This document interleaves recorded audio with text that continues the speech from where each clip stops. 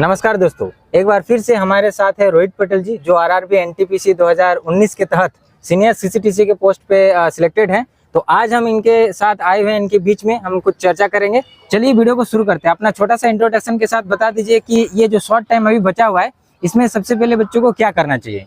मैं रोहित पटेल हूँ, senior CCTC 2019 जो एनटीपीसी आया था उसके से सिलेक्टेड कैंडिडेट हूँ। बैकग्राउंड में जो स्टेशन दिख रहा है यही मेरा वर्किंग स्टेशन है, जो झारखंड का राजस्व देने के मामले में भी सेकंड नंबर पर है और डिवीजन भी धनबाद है। और मेरा बोर्ड आरआरबी रांची था। 23 तारीख तक इसका परीक्षा चलेगा, 23 जून तक जी। तो इसमें वैसे ही टॉपिकों को पढ़ना है जो पढ़ें और परीक्षा में आए और आसानी से बन भी जाए जी। बिल्कुल, हाँ। जैसा हम पहले भी बताए हुए हैं कि मैथ रीजनिंग ही ये मास्टर रोल अदा करेगा।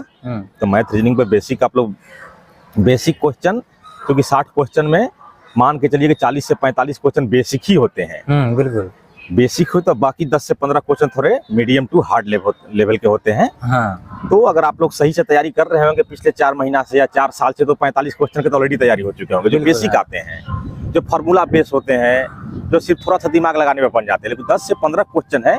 अब एक 10 से 15 क्वेश्चन कौन है, तो आप लोग जो प्रीवियस ईयर अब तक बनाते आए होंगे या विभिन्न सेट से, उसमें प्रत्येक सेट में कुछ न कुछ क्वेश्चन टफ लगते होंगे। वही 10 से 15 क्वेश्चन है, उसी का धुआंधार रिवीजन करना है।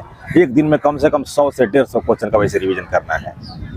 तो मैथ रीजनिंग मास्टर रोल अदा करेगा। और जो जैसा बताया कि 60 में 40 क्वेश्चन या 45 क्वेश्चन बेसिक ही होते हैं, जो सिर्फ फार्मूला के अनुभव से बन जाते हैं। लेकिन जो 10 से 15 क्वेश्चन जो टफ है, उसका भी रिवीजन करने का समय है। बाकी 40-45 क्वेश्चन को करने का समय नहीं है जी। और जीके जीएस का जहां तक बात रहा, तो उसमें करंट अफेयर्स आप लोग अभी सिर्फ पढ़ें, तो वो भी मेजर टॉपिक है। जीके जीएस का मेजर टॉपिक है करंट अफेयर। साइंस 2-3 पूछेगा, हिस्ट्री 2-3 पूछेगा, पॉलिटी 2-3 पूछेगा। लेकिन जो करंट अफेयर्स है वो कम से कम पीटी में 7 से 8 पूछेंगे। अभी जो जनवरी से लेकर के यानी कि मई लास्ट या परीक्षा जो शुरू हुआ है 5 जून तक, वहां तक का जनरल करंट अफेयर्स आप लोग जरूर कवर करते रहें। बाकी मैथ रीजनिंग को तेज धार दें, अपने अंदर आत्मविश्वास बनाए रखें कि हम जो भी तैयारी कर रहे हैं सही कर रहे हैं।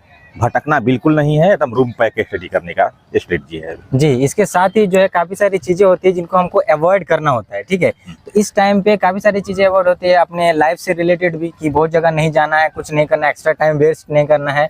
और साथ ही साथ पढ़ाई में भी बहुत सारा अवॉइड करना होता है कि ये टॉपिक को छोड़ दे, ताकि जो मतलब एक्चुअली होता है कि जो सबसे ज्यादा इंपॉर्टेंट है वो टॉपिक करें, जो इंपॉर्टेंट नहीं है उसको थोड़ा अवॉइड ही करें। तो पढ़ाई के मामले में और लाइफ के मामले में जो चीज अवॉइड करना है कि नहीं करना है, वो उन चीजों के बारे में थोड़ा सा बताइए कि क्या क्या अवॉइड करना है। लाइफ में अवॉइड बहुत कुछ करना है कि शाम में खेलना कूदना आप लोग बंद कीजिए, आईपीएल देखना बंद कीजिए। अभी शादी विवाह का भी मौसम चल रहा है, पड़ोस में शादी है, रिलेटिव में शादी है, किसी दोस्त का जन्मदिन है, इस सब अभी अवॉइड करना है जी। सिर्फ और सिर्फ एक ही ध्यान लगाना है कि पढ़ाई करना है। 1 महीना के अंदर का जो स्ट्रेटजी, अगर किसी का 23 जून को परीक्षा होगा तो लगभग 1 महीना मिलने वाला है। 5 जून को होगा तो 20 दिन मिलने वाला है। इतना दिन अगर अपने आप को कंट्रोल कर लिए इस सब चीजों से, खान पान पर भी थोड़ा ध्यान देना है, गर्मी है, ऐसा ना कि तबीयत खराब हो जाए। वैसे सबको अवॉइड करना है जो पढ़ाई को डिस्टर्ब करते हैं। और पढ़ने ही चीज में बहुत कुछ अवॉइड करना है।